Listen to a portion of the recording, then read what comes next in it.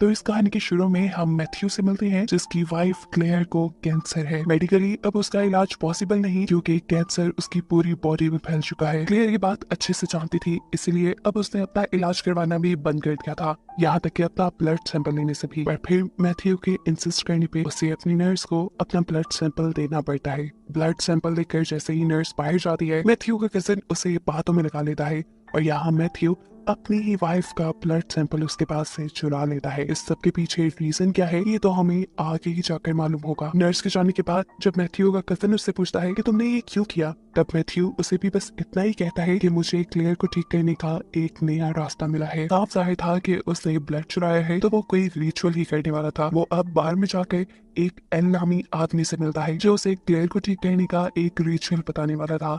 ये लोग एक बहुत ही भारी बोरी को अपने घर ले आते हैं। एल कहता है इसे ऐसी जगह पर रखना जहाँ किसी का आना जाना ना हो, इसीलिए मैथ्यू उसे बेसमेंट में रख देता है। अब एल उसे कहता है कि तुम एक कैंडल लेना, कैंडल जलाने के बाद तुम क्लेयर का ब्लड इस बोरी के अंदर डाल देना, फिर अपनी विश मांगना। याद रहे कि विश मांगने के बाद ना तो तुमने इस बोरी की तरफ देखना है और ना ही इसे छूना है। याद रखे जिस कमरे के अंदर ये बोरी है तुमने वहाँ जाना भी नहीं, तुम उल्टे कदमों वहाँ से वापस आ जाना और फिर बस ये बोरी अपना कमाल दिखाएगी। याद रहे कि इस बोरी से बातें बिल्कुल भी नहीं करनी। मैथ्यू कहता है अरे मैं पागल हूँ, मैं क्यों उससे बातें करूंगा। एल जवाब में कहता है ये बात तो तुम आहिस्ता आहिस्ता खुद ही जान जाओगे। हो सकता है कि 3 दिन तक तुम्हारे घर में कुछ ऊट पटांग की चीजें हों, तुम्हें उन चीजों को बर्दाश्त करना है और 3 दिन बाद तुम्हारी सारी मुश्किलें खत्म हो जाएंगी। वो आदमी मैथ्यू के घर से चला जाता है। रात होने पर हम देखते हैं कि मैथ्यू उसी रिचुअल को करने के लिए बेसमेंट में आ गया है। एल के कहने के मुताबिक उसने कैंडल जलाई, अपनी वाइफ क्लियर का ब्लड उस बोरी में डाला और विश मांगकर उल्टे कदमों पीछे की तरफ मुड़ गया। लेकिन यहाँ तभी गलती से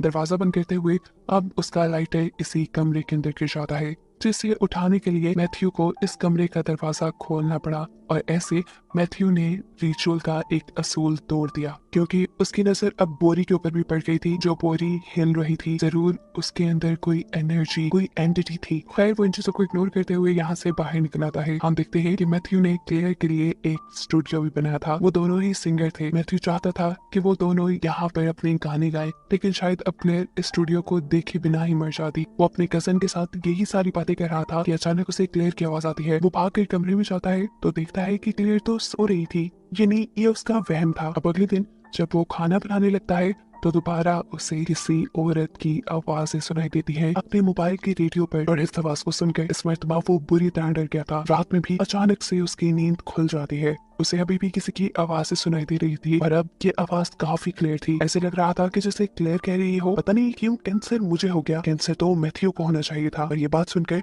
मैथ्यू को गुस्सा आ जाता है कि वो क्लेयर के लिए कितनी मेहनत कर रहा है और क्लेयर ऐसी बातें कर रही है। उसी में वो क्लेयर के रूम में जाता है तो देखता है कि क्लेयर तो सो रही थी, उसने तो ऐसी कोई बात नहीं कही।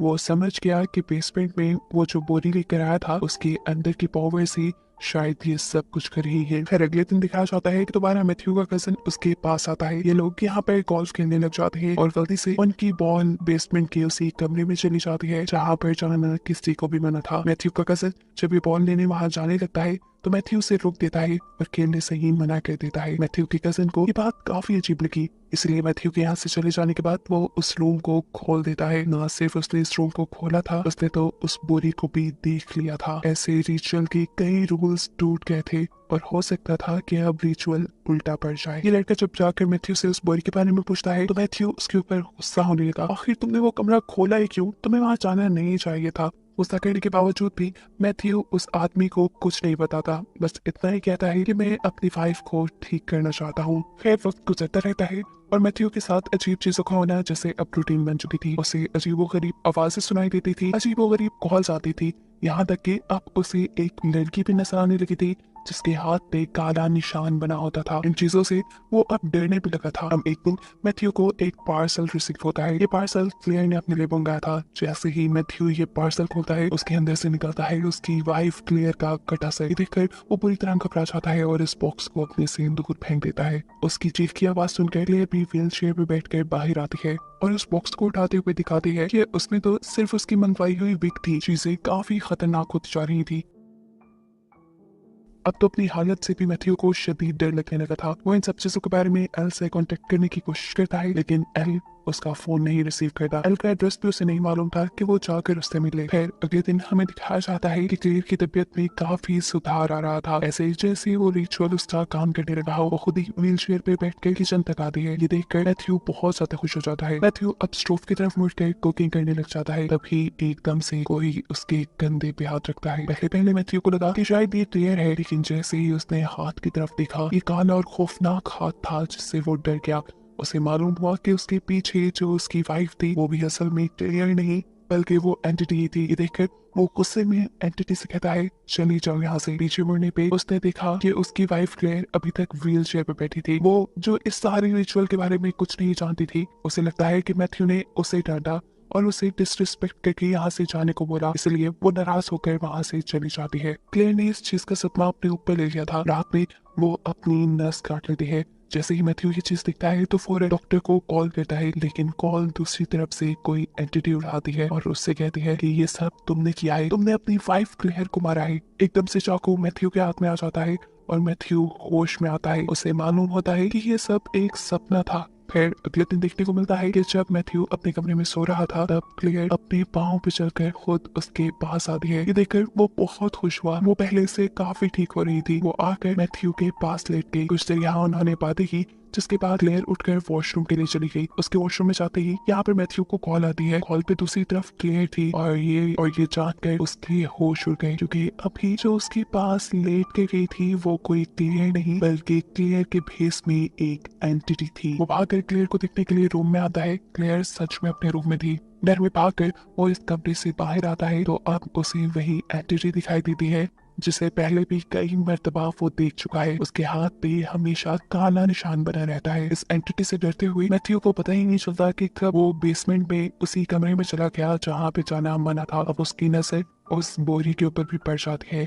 डर कर उसके हाथ से टॉर्च नीचे गिर जाती है और बोरी में से एक हाथ निकल कर उस टॉर्च को उठा लेता है। ये भयानक हाथ देखकर डरते हुए मैथ्यू कहता है चली जाओ पसंद है, और वो हाथ भी जैसे उसकी बात मानते हुए अंदर चला गया था। मैथ्यू ने अब इस रूम के डोर को लॉक भी कर दिया था, लेकिन फिर भी उसे आवाजें साफ सुनाई दे रही थी कि प्लीज मुझे निकलने दो यहाँ से। वो दोबारा क्लेयर के रूम में आता है तो देखता है कि क्लेयर वहाँ थी ही नहीं। उसे ढूंढते हुए वो स्टूडियो में आ जाता है जहाँ क्लेयर अपना स्टूडियो देखकर बहुत खुश थी। वो क्लेयर को सब सच बताना चाहता था। वो बता देता है कि क्लेयर, मैंने तुम्हें ठीक करने के लिए एक कल्ट ज्वाइन किया है, तुम बिल्कुल ठीक हो जाओगी। ये रिचुअल तुम्हें पहले जैसा कर देगा, बस मुझे इस रिचुअल के लिए कोई कीमत अदा करनी होगी। क्लेयर पूछती है कैसी कीमत? मैथ्यू बताता है ये तो मुझे नहीं पता, लेकिन हाँ कोई कीमत चुकानी है। अभी ये लोग बातें ही कर रहे थे कि इतनी देर में मैथ्यू को क्लेयर की नर्स की कॉल आती है जो क्लेयर की तबीयत के बारे में पूछ रही थी। मैथ्यू उसे बताता है कि क्लेयर पहले से बिल्कुल ठीक हो चुकी है, और ये खबर सुनकर नर्स भी शॉक रह चुकी थी, क्योंकि उसने तो यही बताने के लिए कॉल की थी कि क्लेयर के पास अब 2 से ज्यादा दिन नहीं है। जितना हो सके उसके साथ रहे और इस हकीकत को अपना ले। जब तक मैथ्यू नर्स से बात कर रहा था, क्लेयर अब उस बेसमेंट वाले कमरे में चली जाती है। इस बोरी को देखते ही क्लेयर की तबीयत अजीब होने लगी थी और एकदम से वो बेहोश हो गई। मैथ्यू भी ठीक वक्त पर क्लेयर के पास आ चुका था। वो जल्दी से क्लेयर को उठाकर उसके कमरे में ले जाता है। उसकी हालत बहुत ज्यादा बिगड़ चुकी थी और वो क्लेयर को ऐसे ही नहीं देख सकता था। वो सोचता है बस बहुत हो गया। वो अब इस बोरी को उठाकर घर से बाहर फेंकना चाहता था, क्योंकि वो और ये सब कुछ बर्दाश्त नहीं कर पा रहा था। लेकिन अब ये बोरी पहले से कहीं ज्यादा भारी हो गई थी। उससे अपने घर से बाहर भी नहीं निकल रही थी। वो यहाँ एल को कॉल करता है, लेकिन एल कॉल रिसीव नहीं करता। तब वो एल को एक मैसेज ड्रॉप कर देता है कि वो उस बोरी को फेंक रहा है। ऐसा करते हुए उसने एक और रूल रिचुअल करके तोड़ दिया था कि उसने इस बोरी को हाथ लगा दिया था। ये सब करने के बाद जब लैपटॉप पे मैथ्यू अपना काम करने के लिए बैठता है तो एकदम से उसके लैपटॉप पे भयानक तस्वीरें आने लगती है। ये सब क्लियर की टेस्ट रिपोर्ट्स थी, जिन्हें देखकर वो घबरा गया। इससे पहले कि वो पूरी तरह पागल होता, अब वो फैसला करता है कि किसी तरह वो एल को ढूंढ के रहेगा। वो अब उसी बार में जाता है जहाँ पहली मर्तबा उसे एल मिला था। बार में काम करने वाली लड़की मैथ्यू की दोस्त थी। वहाँ के डाटा के जरिए वो एल के घर का पता चला लेते हैं। बिना वक्त जाए के वो एल के घर जाता है तो दरवाजा नॉक करने पर ये दरवाजा एक लड़की खोलती है। मैथ्यू पूरी तरह शॉक था, क्योंकि ये वही लड़की थी जो उसे बार बार अपने घर पे दिखाई देती थी, जिसके हाथ पे काला निशान था हर वक्त। ये लड़की काफी अजीब थी। इसे बात करने पर मैथ्यू को पता चला कि ये एल की बेटी है। अब वो एल को बुला कर लाती है।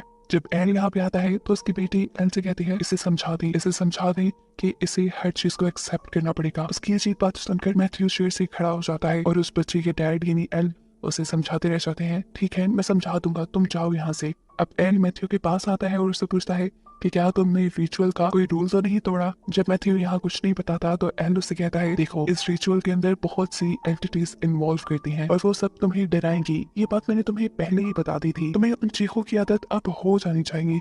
देखो अभी तो तुम्हें इससे आगे और भी बड़ा कुछ बर्दाश्त करना है। मैथ्यू एल से कहता है आप साफ साफ बात क्यों नहीं करते, जिस पर एल आप उसे उस बोरी की कहानी सुनाता है। असल में उस बोरी के अंदर जो एंटिटी है वो किसी को भी ठीक नहीं करती, वो बस उसका रिप्लेसमेंट उन्हें दे देती है। उसे समझाने के लिए एल बताता है कि तुम्हें यहाँ जो मेरी बेटी नजर आ रही है वो मेरी बेटी नहीं है, मेरी बेटी मर गई है और ये मेरे साथ कोई और रहती है। ऐसा ही अब तुम्हारे साथ होगा और ये सच्चाई तुम्हें मान लेनी चाहिए। यदि वो एंटिटी इनकी विश ऐसे ही पूरी नहीं करती थी, वो एंटिटी इनकी ख्वाहिश इनकी विश पूरी करने के लिए इनकी उसी विश की कुर्बानी ले लेती थी। जैसे एल अपनी बेटी को सही करना चाहता था और उस एंटिटी ने उसकी बेटी को ही मार दिया और यहाँ उसका रिप्लेसमेंट उसे दे दिया। ऐसे ही अभी एंटिटी मैथ्यू के साथ करने वाली थी, यानी वो क्लियर का इलाज नहीं कर रही थी बल्कि वो क्लियर को मार देती और क्लियर के बदले फिर मैथ्यू के साथ कोई और रहता। मैथ्यू एल से पूछता है फिर आपकी बेटी उसकी बॉडी कहाँ है। एल उसे बेसमेंट में ले जाता है जहाँ वो देखता है कि असल में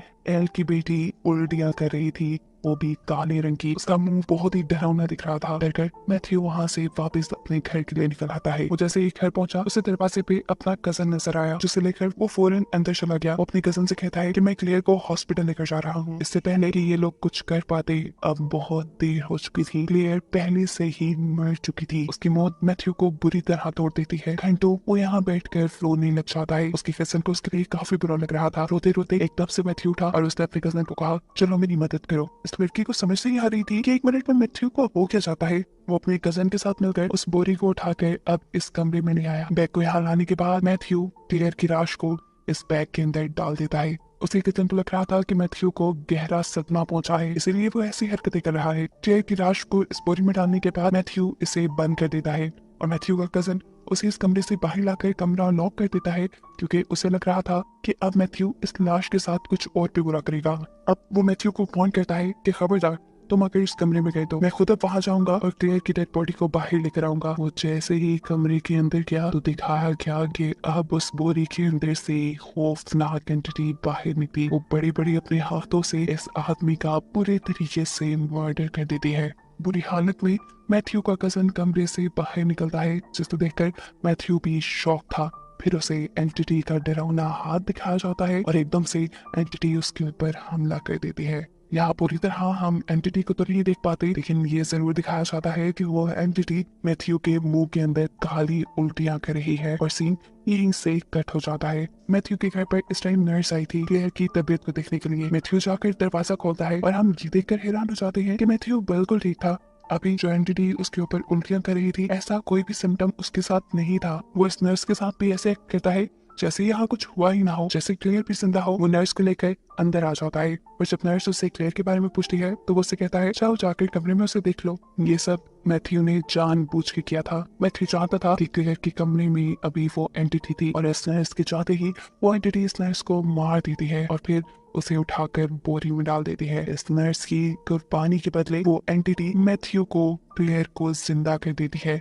असल में उसने क्लियर को जिंदा नहीं किया था, बस क्लियर की बॉडी को जिंदा कर दिया था और उसकी बॉडी के अंदर इस टाइम थी कोई और ही एंटिटी जो पूरी जिंदगी अब मैथ्यू के साथ ही रहने वाली थी। अब इस रिचुअल का एक पार्ट जो मैथ्यू को अभी भी पूरा करना था, उसे अपनी विश पूरी करने के बाद ये बोरी किसी और को देनी थी, बिल्कुल ऐसे ही जैसे एल ने उसे दी थी। इसके लिए वो बाहर में अपनी एक दोस्त से मिलता है। उसकी मॉम बहुत ज्यादा बीमार थी। वो इस लड़की को अपनी बातों में लगा लेता है कि तुम एक रिचुअल करो और उससे तुम्हारी मॉम बिल्कुल ठीक हो जाएंगी। वो लड़की भी उसकी बात क्यों ना मानती, उसके सामने तो एविडेंस था कि मैथ्यू की इतनी बीमार वाइफ अब उसके साथ बार में आया करती थी, डांस करती थी, वो बिल्कुल ठीक हो गई थी। हालांकि वो क्लियर की हकीकत नहीं जानती। मैथ्यू की बातों में आकर वो इस बोरी को अपने घर ले जाती है। मैथ्यू का सारा रिचुअल, सारा मकसद पूरा हो जाता है और इसी के साथ ये कहानी यहाँ खत्म हो जाती है।